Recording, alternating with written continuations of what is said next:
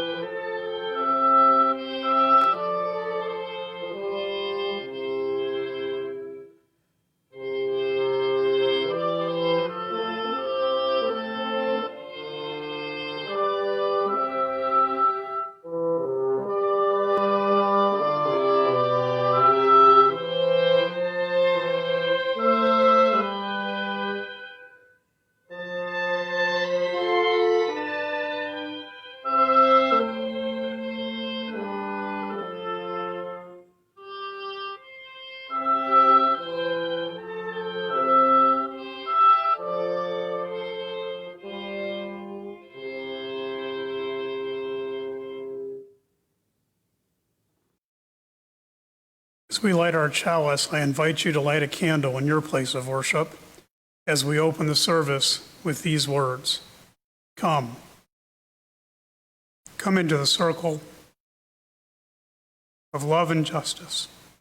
Come into the community of mercy, holiness, and health. Come, and you shall know peace and joy.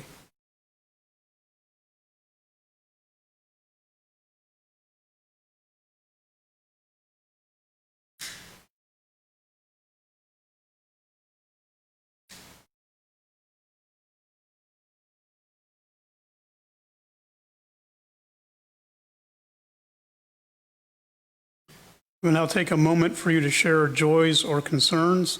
Please type a message in the text box for all to see and respond to.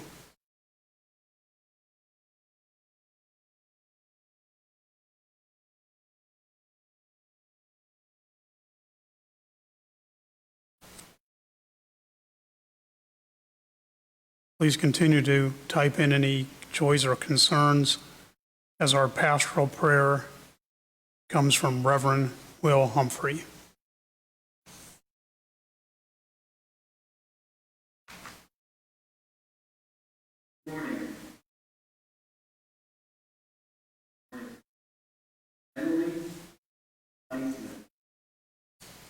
there are four pillars we gave in meeting. Among them are longing, purpose, attendance, and storytelling. Each of these are spiritual practices we can cultivate. Today we are looking to listening to story. The way to frame our thoughts, experiences, the way to connect the patterns of existence, patterns of ourselves. We listen to the stories. I like us to think through our connection, which verses learned out from our. We are called in an inescapable network, mutuality. Tied in a single garment, injustice anywhere. There are some things in our social system to which all of us now there is. Never cure the disease of fear. We're looking. We must evolve to all things. Method which rejects sin. Foundation of such love.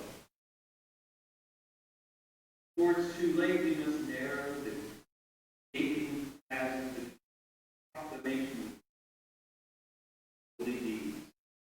This day is perpetuated.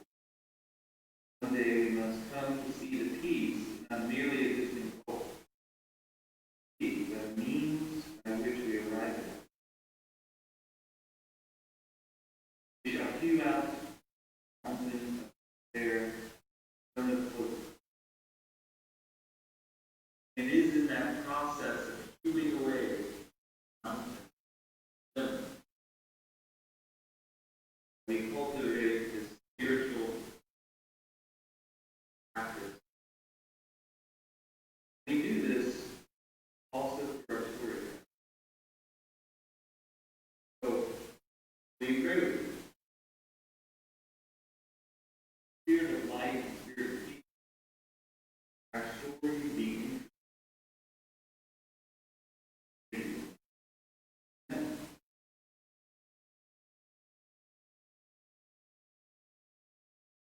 Amen, and thank you, Will. Our affirmation this morning was in the October newsletter, The Affirmation of Hope by Loretta Williams. We, bearers of the dream, affirm that a new vision of hope is emerging. We pledge to work for that community in which justice will be actively present. We affirm that there is a struggle yet ahead. Yet we know that in that struggle is hope for the future. We affirm that we are co-creators of the future, not passive pawns. And we stand united in affirmation of our hope and vision of a just and inclusive society. We affirm the unity of all persons. We affirm brotherhood and sisterhood that allows us to touch upon each other's humanity. We affirm a unity that opens our eyes, ears, and hearts to see the different but common forms of oppression, suffering, and pain. Yet we are one in the image of God, and we celebrate our hopes for human unity. Within ourselves and within the gathered community, we will discover the strength not to hide in indifference. Affirming that hope, publicly expressed, energizes us and enables us to move forward. Together, we pledge action to transcend barriers, be they racial, political, economic, social, or religious. We pledge to make our tomorrows become our todays. Let peace be with you. We will now take a moment for our offertory. Remember that if you would like to pledge or donate to All Souls electronically, you may download the Tidely app, available for both Android and iPhone. The offering is accepted in grateful appreciation so that we may continue the good work of our church in our community and the world at large.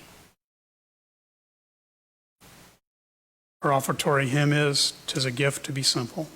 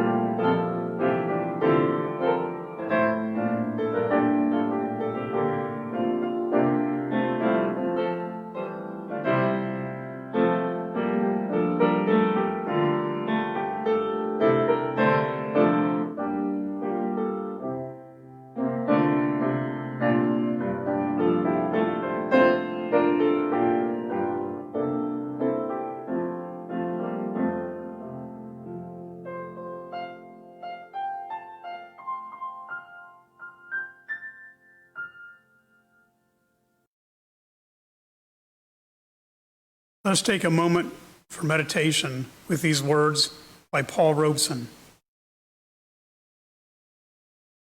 "I shall take my voice wherever there are those who want to hear the melody of freedom or the words that might inspire hope and courage in the face of despair and fear.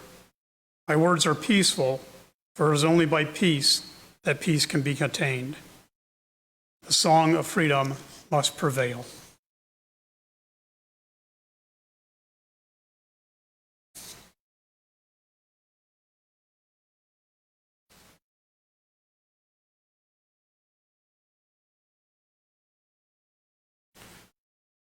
Our speaker today is Mark Sebastian Jordan, who will be speaking on the sacred nature of being engaged. Mark?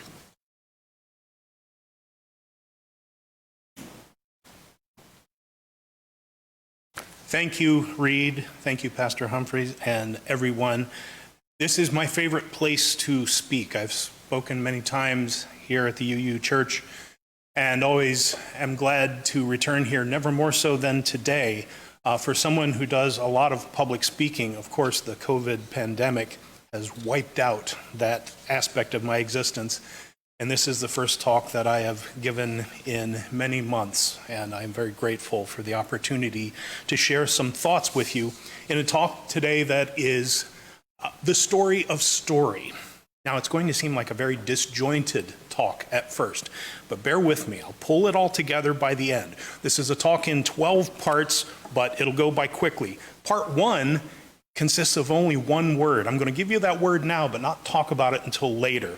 The word is widtor, W-I-D-T-O-R. At least that's how we'd represent it in our alphabet. This is an ancient word from a language that no longer even exists, but we will come back to that. Part 2, more words, strings of words. First, listen to this string of words. Hoino, duo, tre, quatuor, penque, suex, septum, octo, neun. Or this string of words. Eke, dva, tri, quator, pancan, sas, saptan, asta, navan. Or this string of words. Unus, duo, tres, quator, quinque, sex, septum, octo, novum. These are, of course, all numerals, 1 through 9. If you've ever studied Latin, you would recognize that last one. You might even recognize it from the names of the month, which are there in some of them, septum, octo, novum. This is Latin from about 500 BCE. But the one that I read right before that is also from about 500 BCE, but it is the numerals 1 through 9 in Sanskrit. And many of them are very similar. Dva, duo, tri, tres. These both came from an ancestral parent language, which scholars have been trying to reconstruct over the years. It's called Proto-Indo-European, and it is the ancestor of the languages spoken throughout the Western civilization today and a good chunk of Eastern civilization as well. So the first set of numerals that I read are a reconstruction of what they think the original numerals sounded like in Proto-Indo-European. We're talking about 5,000 BCE, so about 7,000 years ago. That was the numbers 1 through 9. Well, that'll come back into play here as we go through. Part 3 of my talk is prosody. prosody is the study of the patterns of stress and intonation in language. We tend to think of it with poetry in the English language, how you have syllables counted. William Shakespeare wrote in iambic pentameter. That simply means there are 5 iambs. An iamb is a weak accent followed by a strong one. So it's da da, da da, da da, to be or not to be. That's iambic. It's one of the basic feels of the English language and many other languages. Well, that kind of prosody, counting syllables, goes back to ancient Greek and Roman prosody. In the Eastern tradition, in Sanskrit, they did it similarly, slightly different. Instead of counting syllables, they counted sound. If you take a random English word like, say, ghost, to us that's one syllable, ghost. In Sanskrit prosody, that would be counted as 2 sounds. It may be 1 syllable, but it's 2 sounds, go and st. So you have, again, that counting of things. Well, whether it's iambic pentameter or the counting of Sanskrit prosody, what you see over and over again, the dominant thing you see is a weak plus a strong, or a short plus long, or if you express that numerically, 1 plus 2, or turn it backwards, 2 plus 1. But that is the natural shape and feel of all these languages of the Indo-European tradition. So where does that come from? I mean, that's a huge thing. That has a lot to do with why the number 3 is a sacred number. It has a lot to do with the whole idea of the Holy Trinity in the Christian tradition. So sacred 3, where does that come from? Well, part of that, no doubt, comes from the beating of the human heart. Lub-dub, weak, strong, 1, 2, as a relationship. But it's deeper than that. Part 4 of the talk, I don't have a bunch of visual aids for you here, but I will talk through some things here. If you make a chart of a straight linear numerical progression, 1, 2, 3, 4, 5, 6, 7, that goes on a straight line at a 45-degree angle, very flat, not dynamic at all. If you double the numbers as you go, you start getting a steep curve, 1, 2, 4, 6, 8, 16, 32. That goes up very steeply. If you even go further and go with an exponential increase, that just goes nuts. 1, 2, 4, 16, 256, 65,000. It just keeps going crazy. Well, these are all things that you can look at in terms of life. A linear progression, that's a flat line. That's dead. There ain't nothing happening there. But if you go with that doubling, that's too steep. That's unsustainable. If you go with exponential increase, that's cancer. That's uncontrolled explosion of growth. None of these are successful life. What is successful life? Well, there's another progression that can be charted that way. And it has to do with the relation between 1 and 2. If you take that relation and start building a set of numbers on that, where you keep having that relation by adding the numbers together. For instance, if you start with 1 and 2, add them together, you get 3. 2 plus 3 is 5. 3 plus 5 is 8. 5 plus 8 is 13, and so on. What you get is something that starts curving upward, but not in an unsustainable or out of control way, but steady, solid growth. With this progression, this set of numbers based on the relationship of 1 to 2, our sacred 3, is known as the Fibonacci series. And it's named after the mathematician who first defined it in the Western tradition in the early 1200s. Mind you, in India, they had already noticed this long before, but he's the one that we know in our culture. His name was Leonardo Bonacci. Fibonacci just means son of Bonacci because his father was a well-known merchant. Well, he named this. He was also the one who first suggested using Arabic numerals instead of those clunky old Roman numerals. So this guy was big in creating our modern world. But if you take those numbers and go backwards through the set, take a larger number and divide it by the next smaller number, you at first start with rough numbers. 2 divided by 1 is 2. 3 divided by 2 is 1.5. as you keep going through and looking at this, dividing a larger by the next smaller one, you start to come up with a figure around 1.618. Well, this is very close to another famous mathematical number, which is the golden ratio, 1.618034. That brings us to part 5 of the talk. If you look at where this number comes from, there is a way to express it graphically. Now, follow along here. Picture this. You might even want to grab a piece of paper and draw it out. The proper Fibonacci series starts with 2 1s in order to get this thing going, because you have to have 1 plus 1 to equal 2, 1 plus 2 equals 3, and so on. So to express this graphically, if you draw a little box, this is your starting point, draw a second box. That's your 2 1s, right? Then you double it. That's 2. This gives you a square. Your 2 little boxes make a rectangle. Double that, you have a square.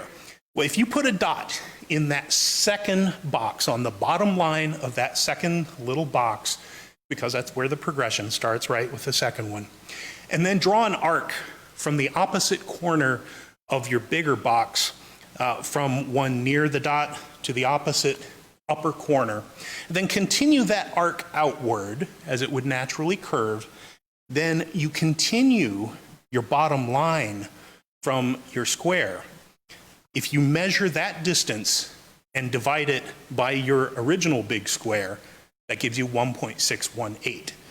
Well, if you take this new line you've created and create a new larger box with it down below, alternate back and forth for space, continue that arc along through those corners, and keep doing this. Keep expanding your line, building new boxes on opposite side, bigger and bigger, and continuing this arc outward.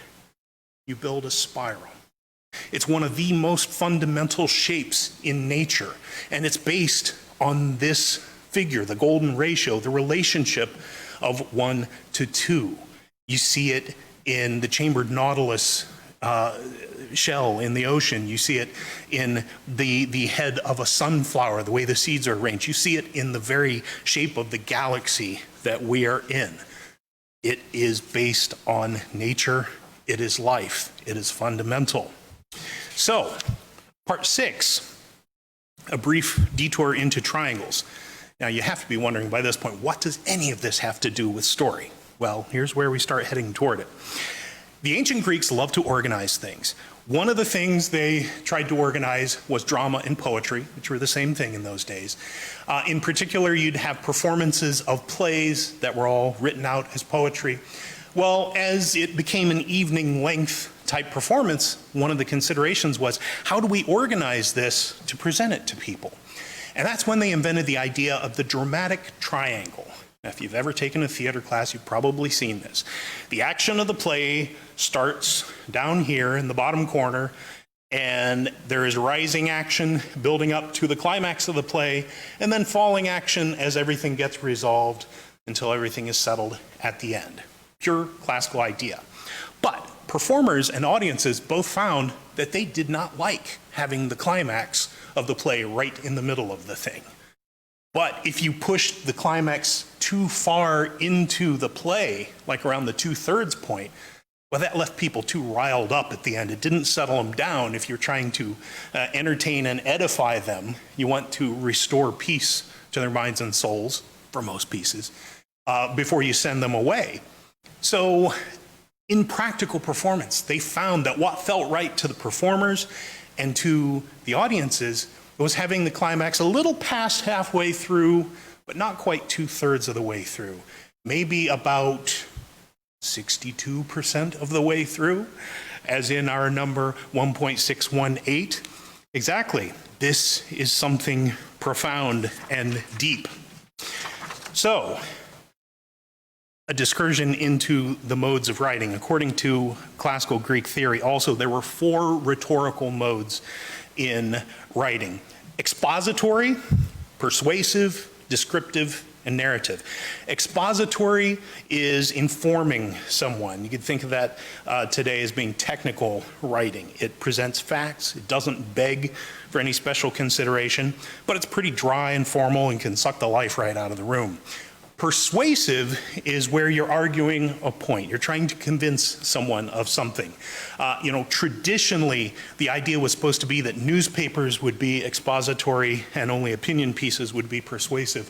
In our current culture today, almost everything in the media is an opinion piece, and that's a problem.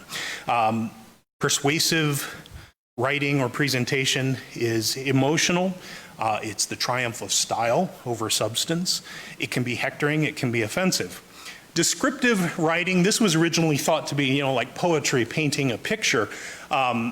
Today, modern poetry embraces much more than just creating a picture, so perhaps the best equivalent would be travel writing. This is a sensual kind of presentation. It's less formal, but it has low momentum, and it can seem superfluous.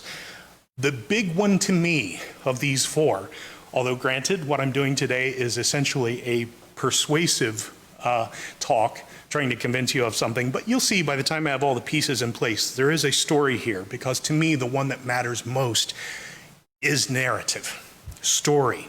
Telling a story, it's something that grows with momentum.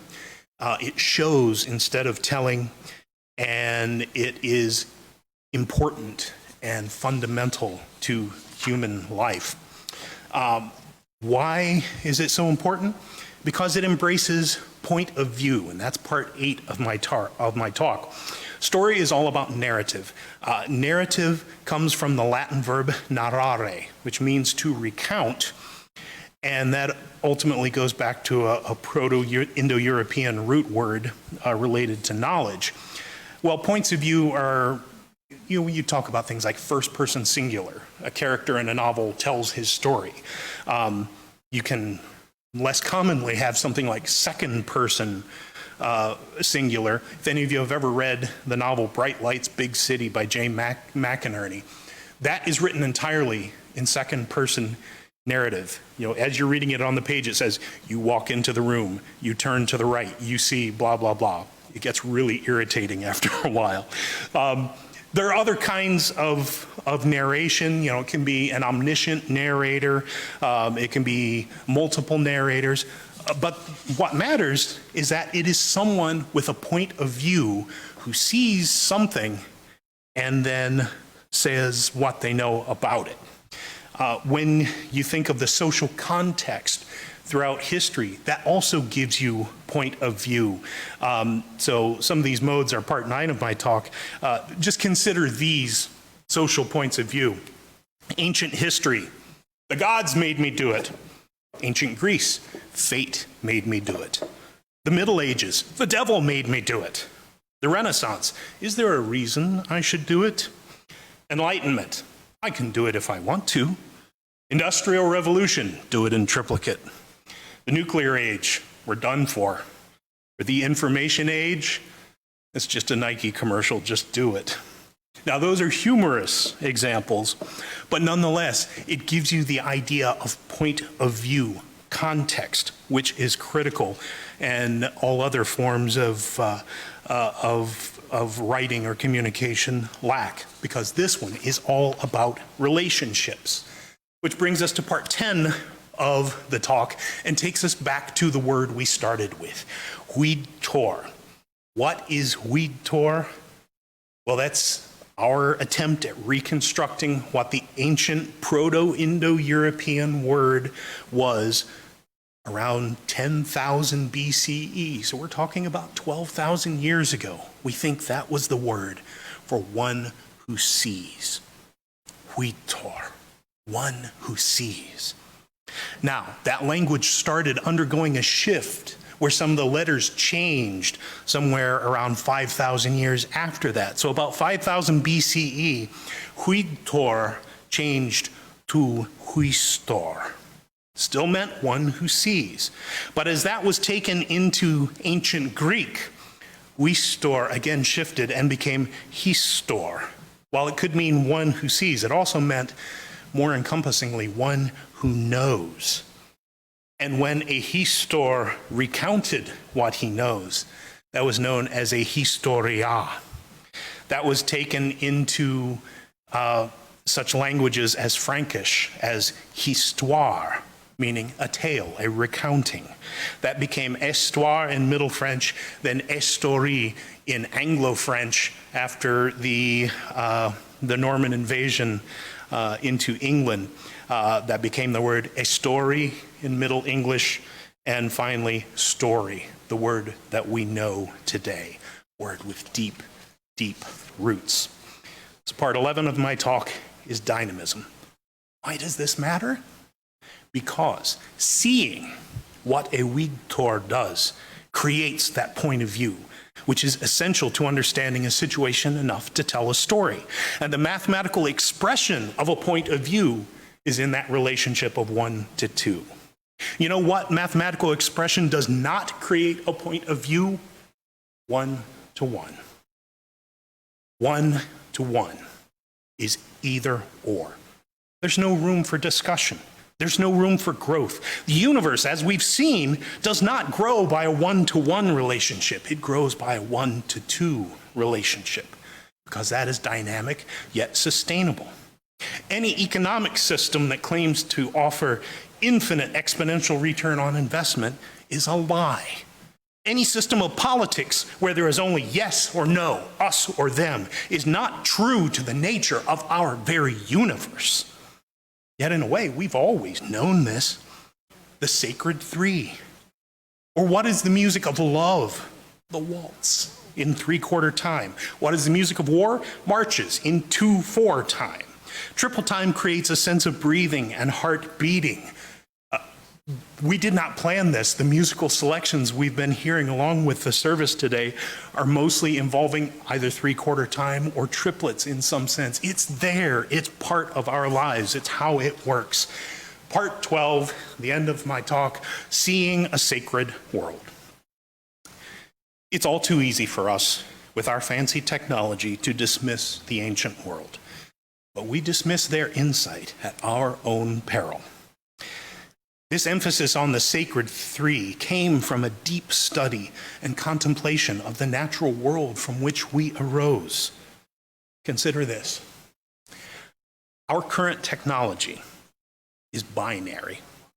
Everything is expressed in computer coding as a 0 or a 1, all or nothing. No dynamic, no perspective. How much is a restrictive technology actually distorting human behavior? Quick trip across social media will give you a very chilling answer to that. Is there a way to conceive of ternary coding using 3s instead of 2s? Yes, there is. And there are already researchers working on this and discovering numerous benefits to it, including lower energy consumption and a much greater flexibility. Its time will come. We're at a dire moment now where we can look toward the future, toward what we need to go to, what we need to move toward to improve this world. And one of those things is by envisioning the three, the relationship of 1 to 2, how it is not about 1 to 1, us or them. It's about all of us together. We need a 3-dimensional understanding of this world based on natural growth to make it better. We have to have a point of view to see and know like a weedtor. We need to understand the relation between ourselves and what we see and how the dynamic of growth can emerge from it. Our ancestors knew it, and it's time for us to learn it again. Be a weedtor. Thank you.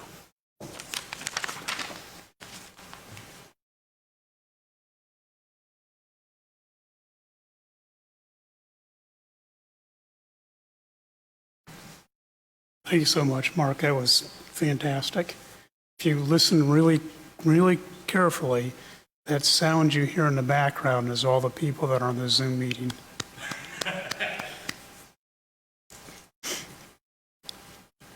We close this service and extinguish the chalice with these words by Duke T. Gray. Blessing of truth be upon us. The power of love direct and sustain us. And may the peace of this community preserve our going out and our coming in from this time forth until we meet again.